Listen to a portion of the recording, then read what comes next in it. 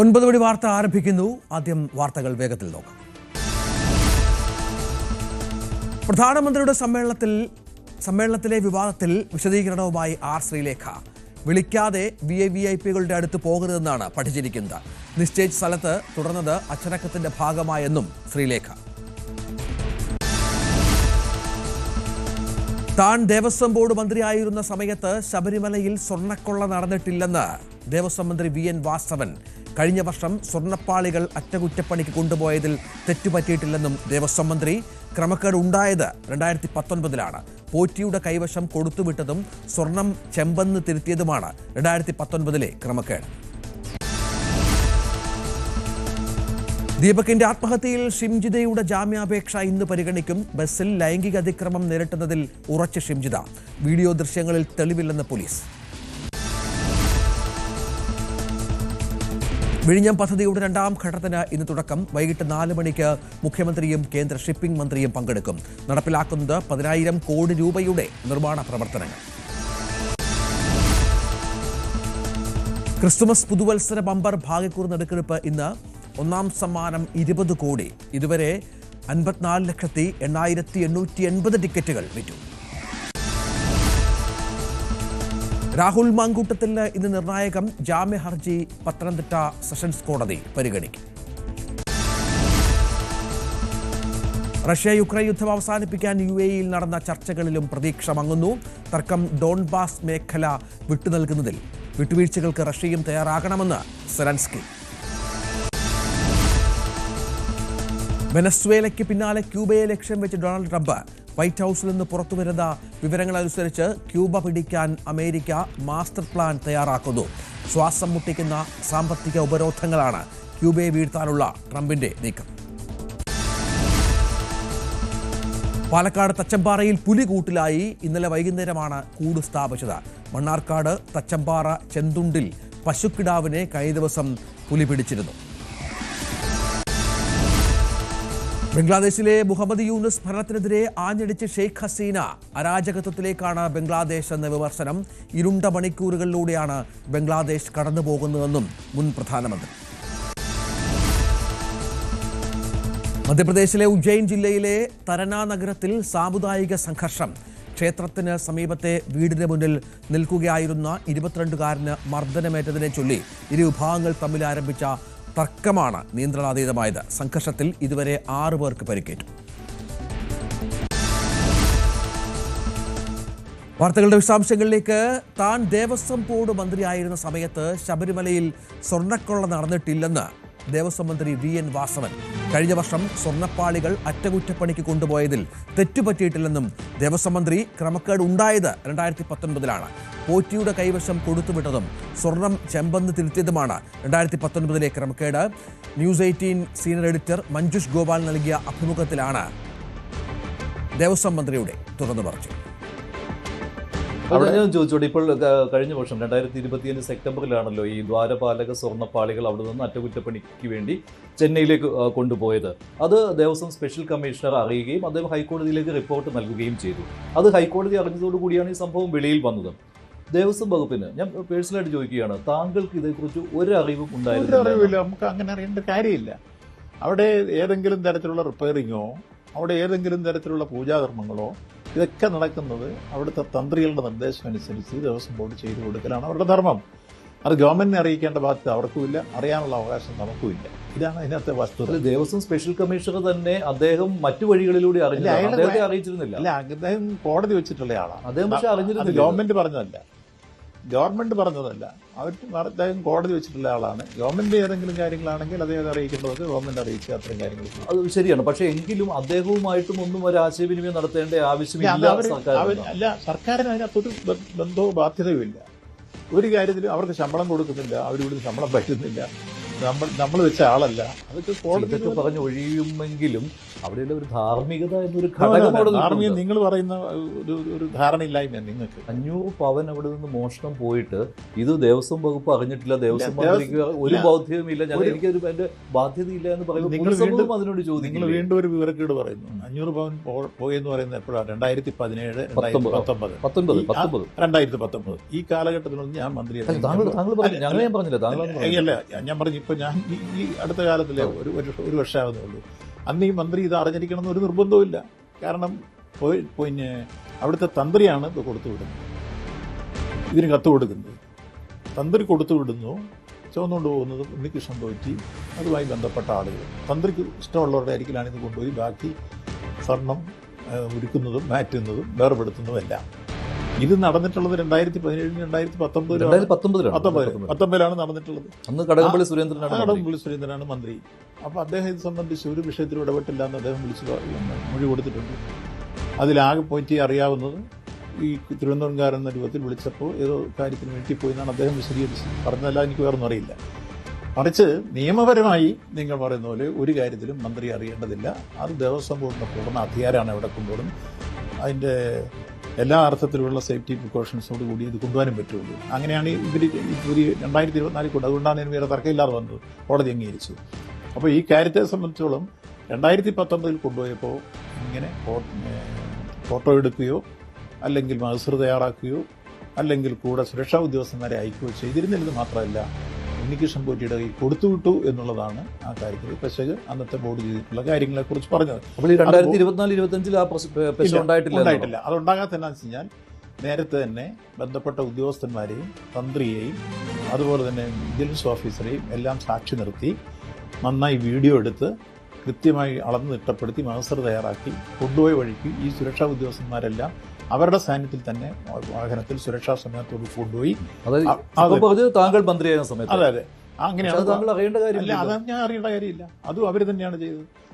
അവർ കൊടുത്ത മൊഴിയാണ് പറഞ്ഞത്. അവർ വിശദീകരിച്ച കാര്യം അവരങ്ങനെ കൊണ്ടുപോയി തിരിച്ചത് കോടതിയിൽ അവരങ്ങനെ തന്നെ എഴുതി കൊടുത്തിട്ടുണ്ട്. പക്ഷെ അത് തെറ്റാണെന്ന് കോടതി പറഞ്ഞു. 2024-25 കാലഘട്ടത്തിൽ സംഭവിച്ചത് 2019 എന്ത് സംഭവിച്ചോ അതിനെ റെഗുലറൈസ് വായിച്ചു. 2024-25 അനാവശ്യ ധൃതി കാട്ടിയെന്നാണ് ഹൈക്കോടതി ഇങ്ങനെ അതൊരു പരിശോധിക്കാനാണ് പറഞ്ഞിരിക്കുന്നത്, അല്ലാതെ കാട്ടിയെന്നല്ല പറഞ്ഞു.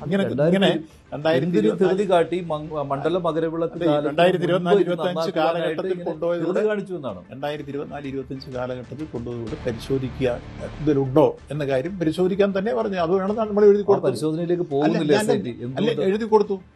നിങ്ങൾ പറഞ്ഞത് തെറ്റാണത്. ഞങ്ങൾ എഴുതി കൊടുത്തിട്ടുണ്ടത്. ആ പരിശോധനയ്ക്ക് പോയി ദേവസ്വം ബോർഡിന്റെ മൊഴിയൊക്കെ പോയി എടുത്തല്ലോ. അവർ ചോദ്യം ചെയ്തില്ലോ, ഒന്നും കണ്ടെത്തിയില്ല. കൃത്യമായ തൂക്കമുണ്ട്, കൃത്യമായി മുഴുവൻ വീഡിയോയിലുണ്ട്.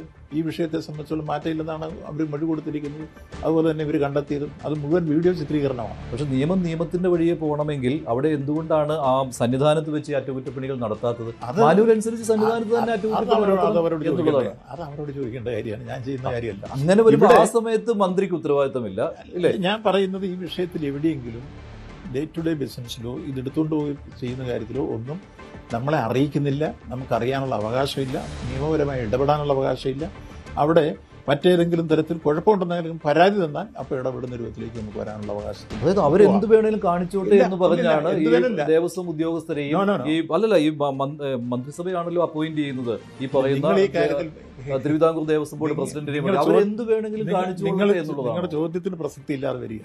എത്ര പ്രാവശ്യം നിങ്ങളോട് പറഞ്ഞു ദേവസ്വം ബോർഡിന് പരമാധികാരമാണ്. ആ പരമാധികാരത്തിൽ അവർ ചെയ്യുന്ന കാര്യത്തിൽ ഇന്റർഫിയർ ചെയ്യാനോ അവരിങ്ങോട്ട് വന്ന് ചോദിച്ച് എവിടെ കൊണ്ടുപോകണം ചോദിക്കാനോ ഒന്നും അവർക്ക് ബാധ്യതയില്ല. നിയമം അതാണ് എഴുതി വെച്ചിരുന്നെങ്കിൽ പിന്നെ അങ്ങനെ തന്നെ നിങ്ങൾ വീണ്ടും പറഞ്ഞു തന്നെ പറഞ്ഞു. അങ്ങനെയാണ് ഈ മാനുവൽ എഴുതിയേക്കുന്നത്. സന്നിധാനത്ത് എവിടെയും കൊണ്ടുപോകരുത്. അത് ആ മാനുവൽ വെച്ച് വേണം ചെയ്യാൻ. ആ കാര്യത്തിലൊന്നും എനിക്ക് 2019-2025 ഏത് സമയത്തായിരുന്നാലും മാനുവൽ അനുസരിച്ചാണ് കാര്യങ്ങൾ നടക്കേണ്ടത്. മൂന്നാം ബലാത്സംഗ കേസിൽ രാഹുൽ മാങ്കൂട്ടത്തിൽ MLA-യുടെ ജാമ്യ ഹർജിയിൽ പത്തനംതിട്ട ജില്ലാ സെഷൻസ് കോടതി ഇന്ന് വിധി പറയും. ബലാത്സംഗമല്ല, ഉഭയസമ്മത പ്രകാരമുള്ള ബന്ധമാണ് പരാതിക്കാരിയുമായി ഉണ്ടായിരുന്നതെന്ന് ജില്ലാ കോടതിയിലും രാഹുലിന്റെ അഭിഭാഷകൻ വാദിച്ചു. ഇലക്ട്രോണിക് തെളിവുകൾ ഉൾപ്പെടെ ഹാജരാക്കുകയും ചെയ്തു. ജാമ്യ ഹർജിയെ ശക്തമായി എതിർത്ത പ്രോസിക്യൂഷൻ ക്രൂരപീഡനമാണ് പരാതിക്കാരൻ നേരിട്ടതെന്നും സമാന സ്വഭാവമുള്ള മറ്റു 2 കേസുകളിൽ രാഹുൽ പ്രതിയാണെന്ന കാര്യം ചൂണ്ടിക്കാട്ടി. മൂന്നാം ബലാത്സംഗ കേസിൽ രാഹുൽ മാങ്കൂട്ടത്തിൽ ജയിലിലായിട്ട് 2 ആഴ്ച പിന്നിടുകയാണ്. ബി.ജെ.പിയുടെ പൊതുസമ്മേളന വേദിയിൽ പ്രധാനമന്ത്രി നരേന്ദ്രമോദിയെ ഗൗനിച്ചില്ലെന്ന തരത്തിൽ വന്ന വാർത്തകളോട് പ്രതികരിച്ച് ശാസ്തമംഗലം കൗൺസിലർ ആർ ശ്രീലേഖ അങ്ങോട്ട് ക്ഷണിച്ചാൽ അല്ലാതെ പ്രധാനമന്ത്രിയെ പോയി കാണുന്നത് അനുചിതമായതുകൊണ്ടാണ് പോകാതിരുന്നത് എന്നും ഫേസ്ബുക്ക് വീഡിയോയിൽ ശ്രീലേഖ വിശദീകരിച്ചു. വേദിയിൽ ഇരിപ്പിടം ലഭിച്ചത് സംസ്ഥാന ഉപാധ്യക്ഷന്മാരിൽ ഒരാളായതുകൊണ്ടാണെന്നും അത് അച്ചടക്കത്തിന്റെ ഭാഗമാണെന്നും അവർ പറഞ്ഞു. രാഷ്ട്രീയം പുതിയതാണ്. 33.5 വർഷം പരിശീലിച്ചതും ചെയ്തതും ഒക്കെ ഒരു പോലീസ് ഉദ്യോഗസ്ഥയുടെ കടമയായിരുന്നു. വളരെയധികം VVIP ഡ്യൂട്ടി ചെയ്തിട്ടുള്ള എനിക്ക് അച്ചടക്കം വളരെ പ്രധാനപ്പെട്ട കാര്യമാണ്. പ്രധാനമന്ത്രി വേദിയിലേക്ക് വരുമ്പോൾ എനിക്ക് നൽകപ്പെട്ടിട്ടുള്ള സ്ഥാനത്ത് ഇരിക്കുക, അവിടെ തന്നെ നിലയുറപ്പിക്കുക എന്നതാണ് പാർട്ടി പ്രവർത്തക എന്ന നിലയിൽ ഞാൻ ചെയ്യേണ്ടതെന്നാണ് ധരിച്ചിരുന്നത്. അങ്ങോട്ടേക്ക് ക്ഷണിച്ചാലല്ലാതെ പോകരുത് എന്നുള്ള ഒരു പരിശീലനം എനിക്ക് ലഭിച്ചിരുന്നത് കൊണ്ടായിരിക്കാം ഞാൻ എന്റെ സ്ഥാനത്ത് മാത്രം ഇരിക്കുകയാണ് ചെയ്തത്. VVIP എൻട്രൻസിലൂടെ കയറി വന്ന അദ്ദേഹം അതേ എൻട്രൻസിലൂടെ പോകുമ്പോൾ ഞാൻ പോകുന്നത് ശരിയല്ലല്ലോ എന്ന് വിചാരിച്ചാണ് ഞാൻ അവിടെ നിന്നത്. മാധ്യമ ചാനലുകളിലും വളരെയധികം മോശമായ രീതിയിൽ ഇതിനെക്കുറിച്ച് പരാമർശിച്ച് കണ്ടു. ഇതിലാരും വെറുതെ തെറ്റിദ്ധരിക്കേണ്ട. ഞാൻ നിങ്ങളുടെ സ്വന്തം ശ്രീലേഖ, എപ്പോഴും BJPക്കൊപ്പം. വിഴിഞ്ഞം തുറമുഖത്തിന്റെ 2ാം ഘട്ട നിർമ്മാണ പ്രവർത്തനങ്ങൾക്ക് ഇന്ന് ഔദ്യോഗിക തുടക്കമാകും. വൈകിട്ട് 4 മണിക്ക് നടക്കുന്ന ചടങ്ങിൽ മുഖ്യമന്ത്രി പിണറായി വിജയൻ നിർമ്മാണ പ്രവർത്തനങ്ങൾ ഉദ്ഘാടനം ചെയ്യും. കേന്ദ്ര ഷിപ്പിംഗ് മന്ത്രി സർബാനന്ദ സോനോവാൾ മുഖ്യാതിഥിയാകും. തുറമുഖത്തിന്റെ സമ്പൂർണ്ണ വികസനമാണ് ഈ ഘട്ടത്തിൽ പൂർത്തിയാവുക. 2028ഓടെ നിർമ്മാണം പൂർത്തിയാക്കി വിഴിഞ്ഞം പൂർണ്ണ സജ്ജമാകും. ഡാൻ കുര്യൻ വിവരങ്ങളുമായി ചേരും. ഡാന്, മനസ്സിലാക്കുന്നത് 10,000 കോടി രൂപയുടെ നിർമ്മാണ പ്രവർത്തനങ്ങൾ, അതിനുള്ള എല്ലാ തയ്യാറെടുപ്പുകളുമാണ്. വലിയ വികസന പദ്ധതികൾ, കൂടുതൽ കപ്പലുകൾ വരിക, അങ്ങനെ തുറമുഖത്തിന്റെ പ്രതിച്ഛായ മാറാൻ പോവുകയാണ്. എന്തൊക്കെയാണ് പ്രതീക്ഷകൾ?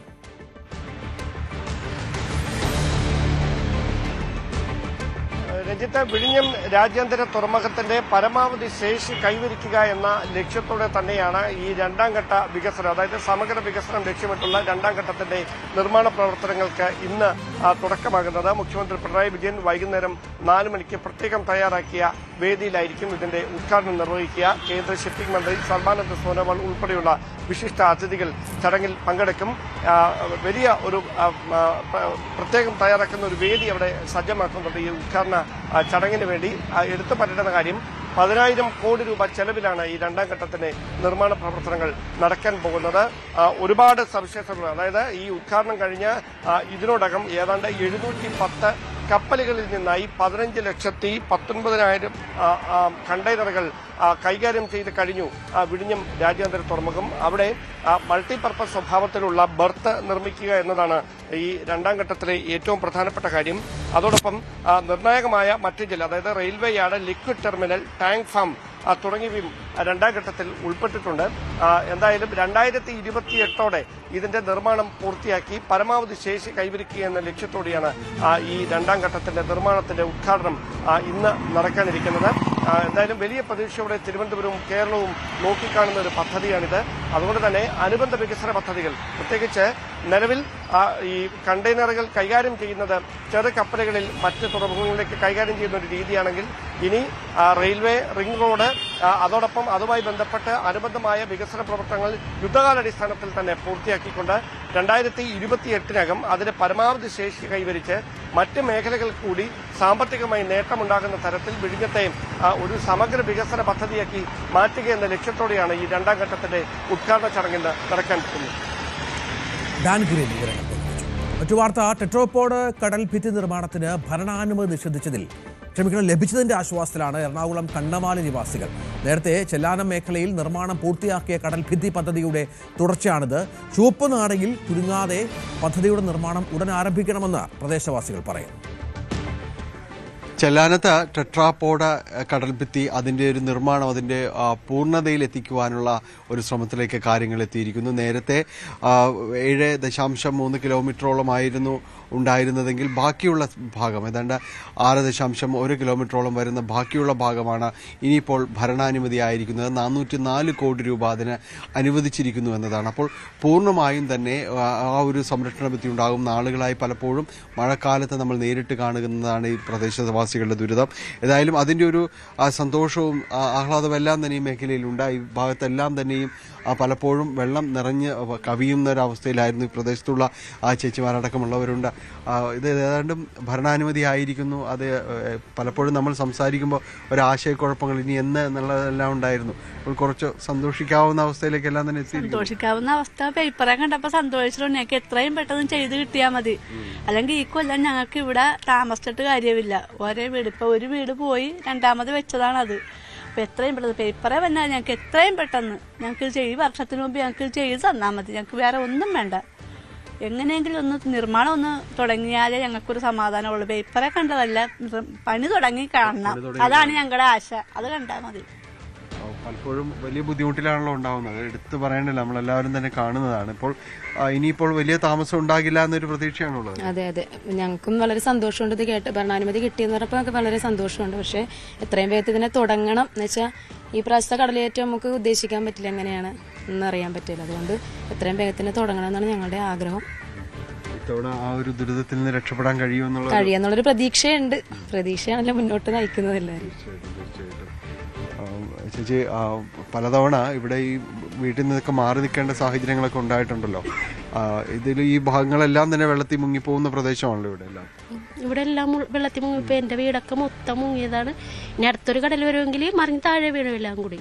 പിന്നെ ഒരുപാട് നഷ്ടങ്ങളൊക്കെ വന്നിട്ട് ഞങ്ങൾ അങ്ങനെ മുൻപോട്ട് പോണതാണ്, ഇങ്ങനെ തട്ടിയും മുട്ടിയൊക്കെ. അപ്പൊ എത്രയും പെട്ടെന്ന് ഇതൊന്ന് ചെയ്ത് തന്നാലേ നമുക്ക് വലിയ ഉപകാരമായിരുന്നു. സ്ഥലം വിട്ട് പോകാനും നമുക്ക് ഇത് വിട്ട് പോകാൻ പറ്റൂല, എങ്ങും പോയിട്ട് കാര്യമില്ലല്ലോ. ഇവരിത് ചെയ്യുക, അത് മാത്രമേ ഉള്ളൂ ഇതിനുള്ള ഒരു പ്രതിവിധി. എന്തായാലും വലിയ ഭരണാനുമതി കിട്ടിയതിന്റെ വലിയൊരു ആശ്വാസമുണ്ട്. ഇനി അത് പൂർണ്ണതയിലേക്ക് എത്തിക്കുക എന്നാണ് പറയുന്നത്. നമുക്കൊപ്പം സുഭാഷൻ ചേട്ടനുണ്ട്. ഇവിടുത്തെ സമരസമിതികളിലും പലതിന്റെയും തന്നെ ഒരു ഏകോപനവും കാര്യങ്ങളും എല്ലാം തന്നെ നിശ്ചയിക്കുന്നു. പ്രത്യേകിച്ച് ഈ സ്ഥലത്തെക്കുറിച്ച് പദ്ധതിയെക്കുറിച്ചെല്ലാം വളരെ കൃത്യമായി പഠിച്ച ഒരാൾ കൂടിയാണ്. ഒരു തരത്തിൽ ഒരു ആശ്വാസമുണ്ട്. എങ്കിലും വളരെ പെട്ടെന്ന് നടപ്പാക്കണം എന്ന് തന്നെയാണ് എല്ലാവരുടെയും ഒരു ആഗ്രഹം. കാരണം ഞങ്ങൾ ചൂടുവെള്ളത്തിൽ വീണ പൂച്ചകളാണ്. 2021 ആദ്യത്തെ പദ്ധതി പ്രഖ്യാപിക്കുന്നത് തന്നെ 12 കിലോമീറ്ററും 15 പുലിമുട്ടുമാണ്. അതാണ് തുക കുറയാതെ 7.36 കിലോമീറ്ററും 6 പുലിമുട്ടുമായിട്ട് ചുരുങ്ങിയത്. അതേപോലെ അതിനുശേഷം 2023 ജൂൺ 9 ശ്രീമാൻ റോഷി അഗസ്റ്റിൻ അടുത്ത പദ്ധതി പ്രഖ്യാപിച്ചു 320 കോടി രൂപയുടെ. ഒക്ടോബർ 3 2023 തന്നെ ഒക്ടോബർ 3 ശ്രീ പി രാജീവ് രണ്ടാം ഘട്ടം 247 കോടി രൂപയുടെ പദ്ധതി പ്രഖ്യാപിച്ചു. ഇങ്ങനെയെല്ലാം ഞങ്ങൾ പ്രഖ്യാപനമല്ലാതെ ഇത് പ്രാവർത്തികമായി കാണുന്നില്ല. ഇപ്പോഴും വന്നിരിക്കുന്നത് 306 എന്നുള്ളത് 404 കോടിയായിട്ട് മാറിയിട്ടുണ്ട്. അതിൽ ഞങ്ങൾ സന്തോഷിക്കുന്നു, സർക്കാരിനെ അഭിനന്ദിക്കുന്നു. പക്ഷേ ഇതിന്റെ വടക്കുവശത്ത് ഇത് വന്ന് അവസാനിക്കുന്ന ഇപ്പം ചെല്ലാനം പഞ്ചായത്ത് അതിർത്തിയായ ബാനാശ്ശേരിയിലാണ് വന്ന് അവസാനിക്കാനായിട്ട് പോകുന്നത് 6.1 കിലോമീറ്റർ. അപ്പോൾ അത് കഴിഞ്ഞാൽ കൊച്ചി കോർപ്പറേഷന്റെ മാനാശ്ശേരി സൗദി ബീച്ച് റോഡ് പ്രദേശങ്ങൾ, പിന്നെ ഫോർട്ട് കൊച്ചി വരെയുള്ള പ്രദേശങ്ങളും അതിരൂക്ഷമായ കടലാക്രമണത്തിൽ ബാധിക്കും. ഈ ചെല്ലാനത്ത് ചെയ്ത സമയത്ത് ഇവിടെ കടലുകയറ്റമില്ലായിരുന്നു. അവിടെ ചെയ്ത് കഴിഞ്ഞപ്പോഴാണ് പുത്തൻതോട് മുതൽ വടക്കോട്ട് കടലുകയറ്റം രൂക്ഷമായത്. അതേപോലെ തന്നെ മാനാശ്ശേരി വരെ ചെയ്താൽ മാനാശ്ശേരിക്ക് വടക്കോട്ടുള്ള പ്രദേശങ്ങളിലും അതിരൂക്ഷമായ കടലാക്രമണം ഉണ്ടാകും. അതായത് ഇടതുകാലിലെ മന്ദടത്ത് വലതുകാലിൽ വെച്ചിട്ട് കാര്യമില്ല. അതുകൊണ്ട് കൊച്ചിൻ പോർട്ട് ട്രെഡ് ചെയ്ത് പുറംകടലിൽ കൊണ്ടേ കളയുന്ന എക്കലി വെറുതെ കൊണ്ടേ കളയുന്നതാണ്. അത് ഞങ്ങളുടെ തീരക്കടലിലടിച്ച് അത് പോകാതിരിക്കാൻ ഇടക്കിടക്ക് ഒരേ പുലിമുട്ടും കൂടി ഇട്ടാൽ മാത്രമേ ഇവിടുത്തെ തീരസംരക്ഷണം പൂർത്തിയാകും. പദ്ധതി ഇപ്പോൾ പ്രഖ്യാപനം ഒരു ആശ്വാസം തന്നെയാണ്. തീർച്ചയായിട്ടും പറയുന്നത് പോലെ ഇതിനൊരു ശാശ്വതമായ ഒരു പരിഹാരമാണ് വേണ്ടത്. വലിയ രീതിയിലുള്ള ഒരു നിർമ്മാണ പ്രവർത്തനങ്ങൾ പൂർത്തിയാകുമ്പോൾ തന്നെ മറ്റ് ഇടങ്ങളിലേക്ക്, ഇതിൻ്റെ മറ്റു ഭാഗങ്ങളിലേക്ക് കൂടി പൂർണ്ണ സംരക്ഷണമാക്കുന്ന രീതിയിലൊരു വിശാല കാഴ്ചപ്പാടോടുകൂടി തന്നെ അധികൃതർ മുന്നോട്ട് പോകണം എന്നൊരു നിർദ്ദേശം കൂടി വയ്ക്കുന്നു. എന്തായാലും തന്നെ വരുന്ന വർഷകാലത്ത് വലിയ രീതിയിലുള്ള വെല്ലുവിളികളില്ലാതെ തന്നെ ഈ പശ്ചിമ കൊച്ചി മേഖല, ഈ തീരം സംരക്ഷിക്കപ്പെടും എന്ന പ്രതീക്ഷയിൽ തന്നെയാണ് ഇവിടെയുള്ളവർ. സർക്കാരിൻ്റെ പ്രഖ്യാപനം വളരെ സന്തോഷത്തോടെ ആഹ്ലാദത്തോടെയും ഇവിടെയുള്ളവർ സ്വാഗതം ചെയ്യുകയും ചെയ്യുന്നു. കൊച്ചിയിൽ നിന്ന് ക്യാമറമാൻ കെ പി ധനേഷിനൊപ്പം ഡാനി പോൾ, ന്യൂസ് 18. കാസർഗോഡ് ദേശീയപാതയിലെ അശാസ്ത്രീയ നിർമ്മാണം, ചരക്ക് ലോറികൾ ഉൾപ്പെടെയുള്ള വലിയ വാഹനങ്ങൾ കോൺക്രീറ്റ് ബീമുകളിൽ ഉരസുന്നത് ആശങ്ക ഉയർത്തുകയാണ്. കാഞ്ഞങ്ങാട് സൗത്തിലെ അടിപ്പാതയുടെ കീഴ്വശത്താണ് അധികാരികളുടെ അടിയന്തര ശ്രദ്ധ പതിയേണ്ടത്. പ്രദേശത്ത് ഓവുചാൽ നിർമ്മാണവും അശാസ്ത്രീയമാണെന്ന് പരാതിയുണ്ട്. ദേശീയപാതയിൽ രണ്ടാം റീച്ചിൽ വ്യാപക പരാതിയാണ് ഉയരുന്നത്. ഞാനിപ്പോൾ നിൽക്കുന്നത് കാഞ്ഞങ്ങാട് സൗത്താണ്. ഇവിടെ ജനങ്ങൾക്ക് വലിയ ആശങ്കയാണുള്ളത്. പ്രധാനമായും ഇവിടെ ഓവുചാൽ പ്രശ്നം, അതോടൊപ്പം ഈ മേൽപ്പാലം കടന്നു പോകുന്നിടത്ത് വാഹനങ്ങൾ ഇടിക്കുന്ന ഒരവസ്ഥയുണ്ട്. ഏതായാലും നമ്മോടൊപ്പം നാട്ടുകാർ തന്നെ ചേരുന്നുണ്ട്.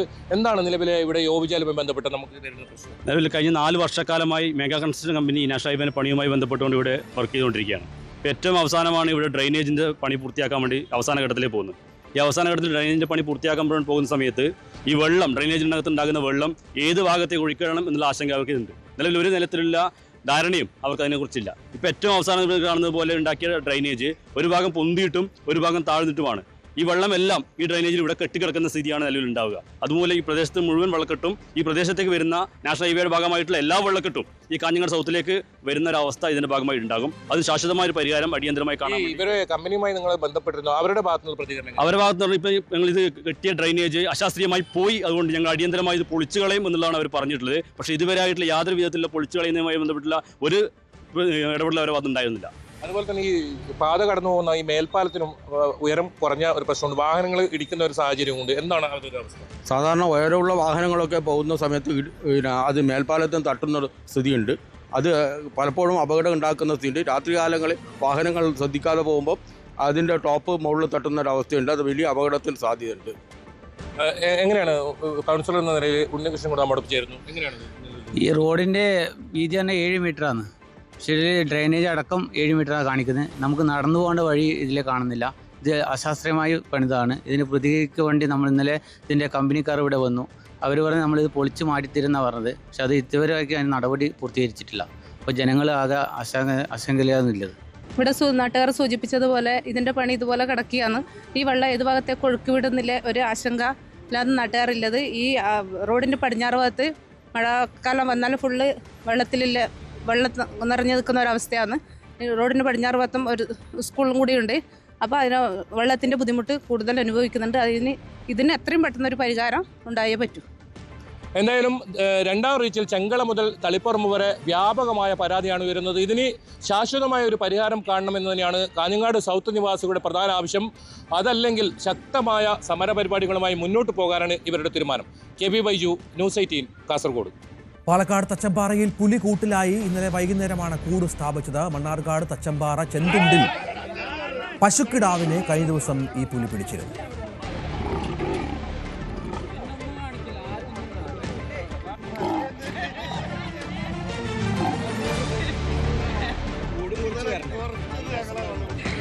പ്രജിത്ത് വിവരങ്ങളുമായി ശരിക്കാണ്. പ്രജിത്ത്, ഈ പുലി ഇന്നലെ വൈകിട്ട് സ്ഥാപിച്ച കൂട് ഇന്ന് കുടുങ്ങുന്ന പശ്ചാത്തലമുണ്ടാകുന്നു. ഇനിയിപ്പോൾ എന്താണ് അടുത്ത നടപടികൾ? പുലിയെ കാട്ടിൽ തുറന്നു വിടുക, അതിനുള്ള കാര്യങ്ങൾ പുരോഗമിക്കുകയാണോ? രഞ്ജിത്ത്, മിനിഞ്ഞാന്ന് രാത്രി പുലർച്ചെയാണ് ഈ മണ്ണാർക്കാട് തച്ചമ്പാറ ചെന്തുണ്ടിയിൽ സബാസ്റ്റിന്റെ 6 മാസം പ്രായമുള്ള പശുക്കിടാവിനെ പുലി പിടിക്കുന്നത്. പാതി ഭക്ഷിച്ച നിലയിലായിരുന്നു. പുലി സമീപത്തുള്ള റബ്ബർ തോട്ടത്തിൽ പശുക്കിടാവിന്റെ ജഡാവശിഷ്ടങ്ങൾ കണ്ടിരുന്നു. അതിനുശേഷം നാട്ടുകാർ എല്ലാവരും കൂടി വലിയ പ്രതിഷേധം ഉണ്ടാക്കലുണ്ടായിരുന്നു. അപ്പോഴാണ് വനം വകുപ്പ് അധികൃതരും പഞ്ചായത്ത് അധികൃതരും വന്ന് പുലിയെ കൂട് സ്ഥാപിച്ചത്. അതിനുശേഷം ഇന്നലെ രാത്രിയാണ് പുലി കെണിയിൽ വീഴുന്ന പുലിയെ ഇപ്പോൾ മണ്ണാർക്കാട് ഫോറസ്റ്റ് റേഞ്ചിലേക്ക് കൊണ്ടുപോയി. പുലിയുടെ ആരോഗ്യസ്ഥിതി കുഴപ്പമില്ലാത്തതിനാൽ പുലിയെ ഉച്ചയ്ക്ക് ശേഷം സൈലന്റ് വാലി വനമേഖലയിലേക്ക് തുറന്നുവിടും എന്നാണ് നമ്മൾക്ക് ഇപ്പോൾ അറിയാൻ കഴിയുന്നത്. രഞ്ജിത്ത്, ശരി. പ്രജിത്ത്, കേരള സംസ്ഥാന ഭാഗ്യക്കുറിയുടെ ക്രിസ്തുമസ് പുതുവത്സര ബമ്പർ നറുക്കെടുപ്പ് ഇന്ന് ഉച്ചയ്ക്ക് 2 മണിക്ക് തിരുവനന്തപുരത്ത് ഗോർക്കി ഭവനിലെ വേദിയിലാണ് നറുക്കെടുപ്പ്. കഴിഞ്ഞ വർഷത്തെ അപേക്ഷിച്ച് റെക്കോർഡ് വിൽപ്പന എടുത്തവണ ആകെ 55 ലക്ഷം ടിക്കറ്റുകൾ അച്ചടിച്ചു. അതിൽ 54,880 ടിക്കറ്റുകളും വിറ്റു. 400 രൂപയായിരുന്നു ടിക്കറ്റ് നിരക്ക്. നവമി ദിനേശ് വിവരങ്ങൾ പങ്കുവെക്കുന്നത്. നവമി, ആരാണ് ഭാഗ്യവാൻ എന്ന കാത്തിരിപ്പിലാണ് എല്ലാവരും.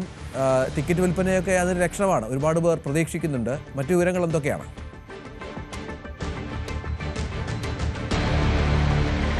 രഞ്ജിത്ത്, അതെ, ഇനി മണിക്കൂറുകൾ മാത്രമാണ് ആ ഭാഗ്യവാൻ ആരാണെന്ന് അറിയുന്നതിന് വേണ്ടി, ആരാണ് ഇന്നത്തെ ദിവസം ആ കോടീശ്വരനാകുന്നത് എന്ന് അറിയുന്നതിന് വേണ്ടി നമുക്കിനി മണിക്കൂറുകൾ മാത്രമാണ് ബാക്കിയുള്ളത്.